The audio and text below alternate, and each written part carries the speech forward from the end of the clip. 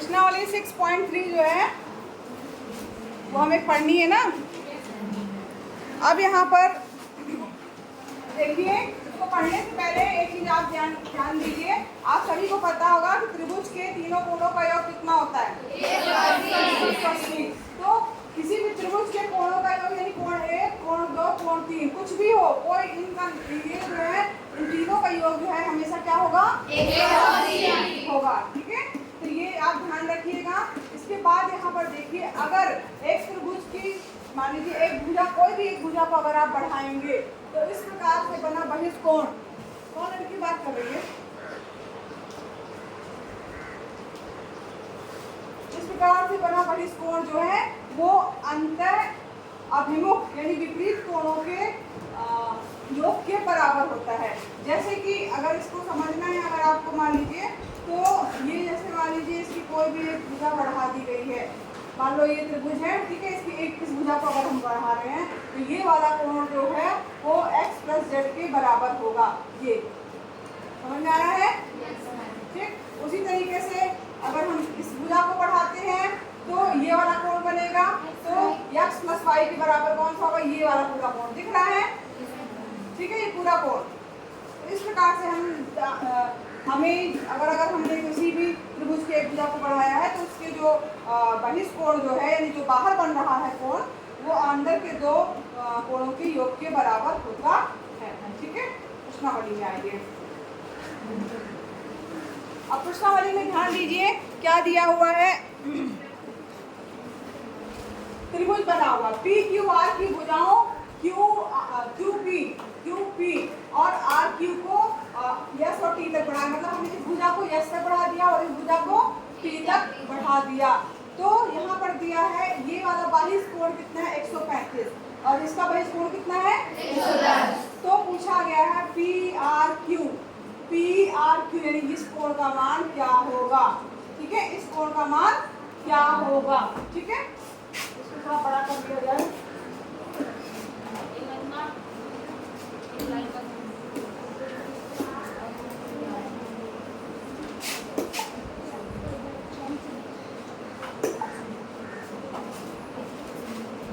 देखिए, अगर यहाँ पर इस कोण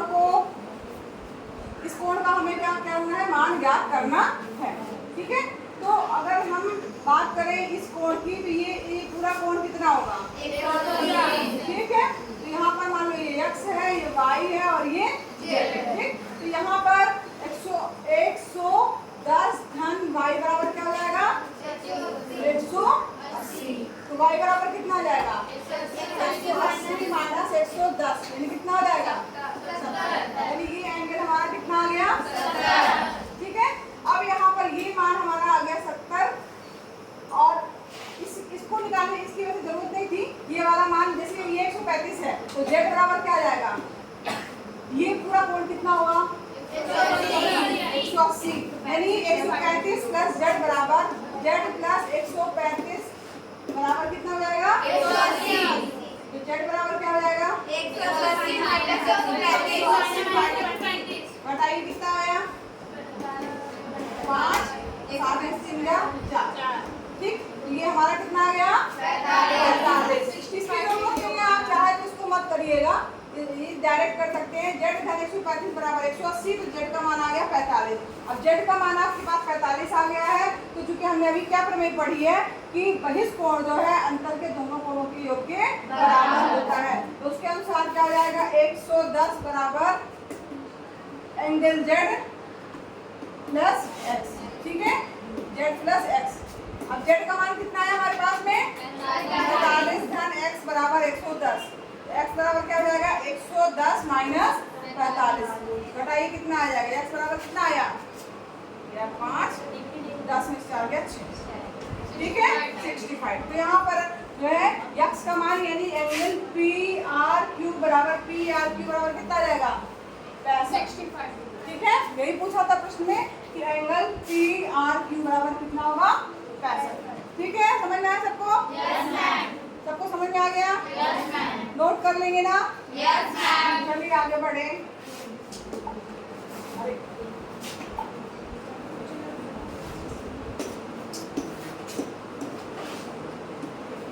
सेकेंड वाला आपका होमवर्क हो गया। अब चलिए इसमें बढ़ते हैं, तीसरे क्वेश्चन को देखते हैं। यहाँ पर दिया हुआ है ए बी पैरेलल है डी, ये पैरेलल है जिसके इसके दिया हुआ है, समांतर रेखाएं हैं और ये 35 डिग्री दिया है और ये वाला कितना दिया है 53 डिग्री। तो D E C angle D E और सॉरी डी ई सी ये वाला एंगल हमें ज्ञात करना है। तो बहुत आसान है। कितना होगा ये 35। क्यों?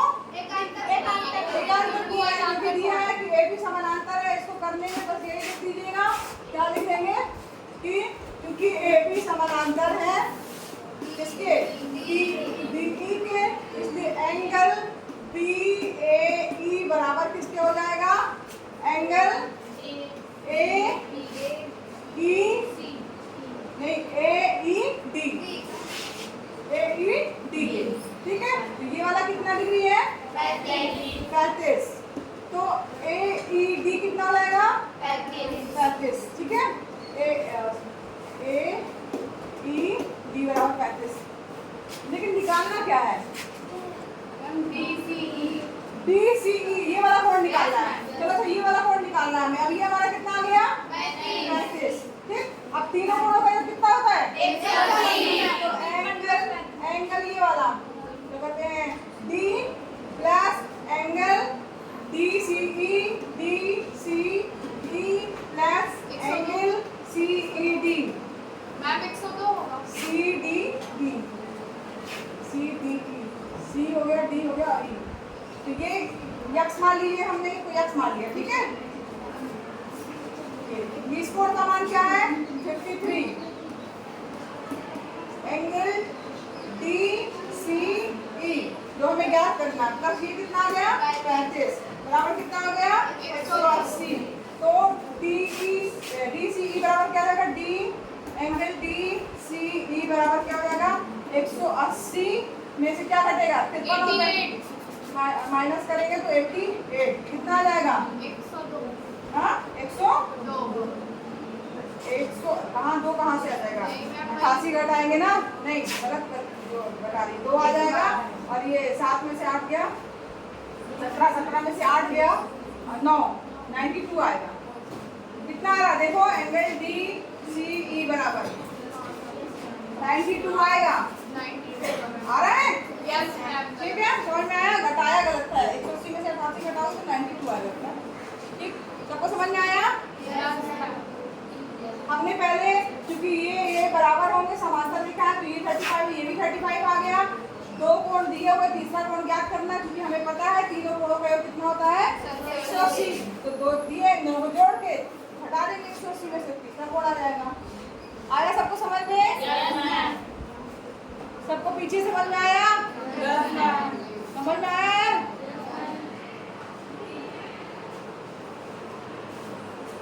चलिए आगे बढ़े। नोट तो नहीं करना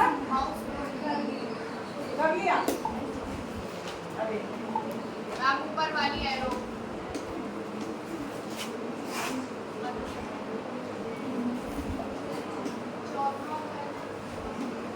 हाँ सब बता रहे, तुम लोग को होमवर्क कुछ नहीं दे। अब हम कुछ तुम लोग के चक्कर में नहीं आने वाले हैं। अब हमको जो बताना होगा वही बताएंगे तुम लोगों को। मैम 5वां बता दी। 5वां बता दें? चलो अच्छा 5वां देखते हैं क्या है। देखो दिया है 5वां क्वेश्चन।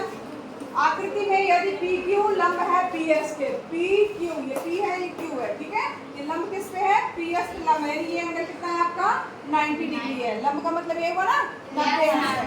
फिर दिया हुआ है कि एंगल एस क्यू आर बराबर 28, यानी ये वाला एस क्यू आर ये दिया है 28 डिग्री और ये दिया है क्यू आर टी बराबर कितना दिया 65। तो यक्स और वाई का मान ज्ञात करना है। यक्स और वाई का मान जो है हमें क्या करना है ज्ञात करना है। कोई बता सकता है कैसे कर सकते हैं इसको? तो थोड़ा दिमाग लगाओ। एक्स वाई का मान अब इसको तुम ही लोग करोगे और कर लोगे। चलो बताओ। हाँ और ये वाला 28